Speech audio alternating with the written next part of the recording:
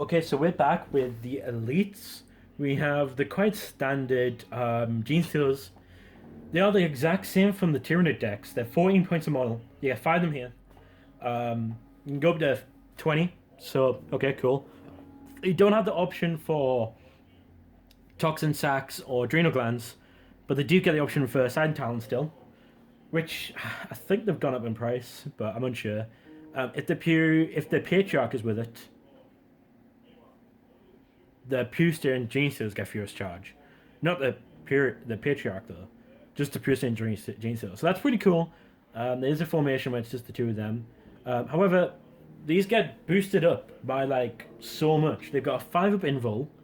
Alright, cool. And they get Stealth for free on top of that 14 points. The 14 points that there is. So the Tyranid ones are shit. These ones are better. Way better. And there's a formation where it's just these in a Patriarch that if you're ever going to use Genestealers in a Tyranid Codex, you would just use these. I would 100% do that. That's the only...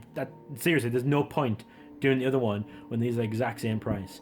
I mean, the other one has Toxin Sacs and Adrenal Glands, but this one has Stealth and an Invuln. And if it's with the Patriarch, which the only way to get it in really is really...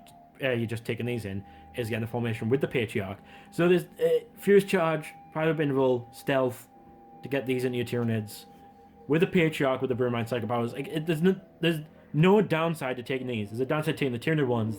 There's no downside to these ones. These ones are amazing.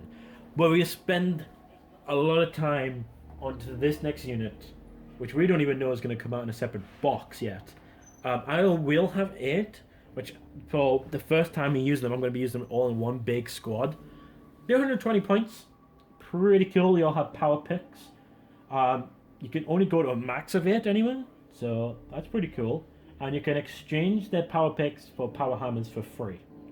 The only difference between the power picks and the power hammers, I believe the power hammers, power hammers are an extra strength and an AP 2, where, well, power picks plus 2 strength, AP 3, unwieldy, that's it. Power hammers plus 3 strength, AP 2, concussive, 2-handed, unwieldy.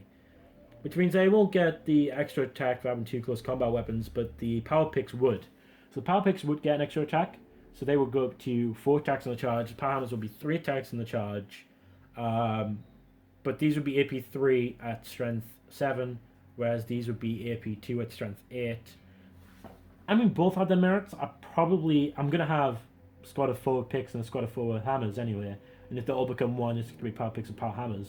So, I mean, there's no reason, both unwieldy, which one's going to do more damage, Am I going to need them for more attacks against units? Am I going up against a horde army? Am I going up against an army that doesn't matter if I'm doesn't matter what strength I am? It only matters what APM I am. It's really that. They've got their stubborn and Infernal Pain and ambush there and the Return to the Shadows, so they're all fine. But like I said earlier, they're good if they're with other characters. There's a bunch of psychic powers I would want to use, like Relentless, for example, where that would just get rid of that unwieldy nonsense. The Endurance, along with an Icon Ward, give them that 3-up Feel No Pain. The Invisibility, put them with a Patriarch, there's so many things you can do with them. That can be amazing. The one thing they don't have is Infiltrate, which is, I'm upset.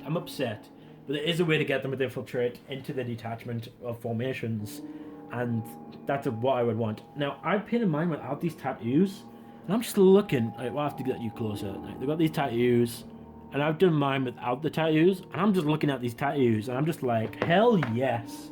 Hell yes. Like, whoever designed these Aberrants, they're a good inclusion to the GSA cult, and they look phenomenal. I'm disappointed that these guys did not get new models. They had new models in Overkill. There was just 2 new models. They did not get new models here. These are the old ones. I'm upset. Obviously, I'm upset. But, I mean, I can't have everything, But that generally elites. We went over the last elite in the last one, very briefly. But I do think the elites is a good section. I do think the troops is a good section. I generally think all the sections are really good. There's a lot in fast attack, but some of the things you'll be only taking as dedicated transports anyway. And the other thing is you'll probably fill it up with fast attack, and then you got the heavy support here, and then we move on to the formation. So the elites was really good. And we'll end this video really shortly at the end of the elites. And the next video, we'll go into a long discussion about the fast attack slash dedicated transports. Because it mainly is dedicated transports. So thanks for watching. Please make sure to watch the other ones. There's going to be a lot more of them coming out, and also a lot of videos of me doing the list. I'm going to make my own list from this, from what I've got, and I'm going to go through a video with that and go through some tactica with it as well. And of course, my army's coming to this channel, so you know, yeah, looking forward, because also Harry's doing one as well, so we might have a cult v cult, you know, type thing, which would be pretty cool, because we do that a lot with our Tyranids, because of our fluff, which is, you know, our Tyranid fleets fight each other, because at the end of the day the biomass is swallowed anyway, so we'll fight each other to learn from our mistakes. So I definitely think we'll have a cult off one day, and I definitely think I'll win, but don't tell Harry. Thank you for watching, and good night, ladies and gentlemen.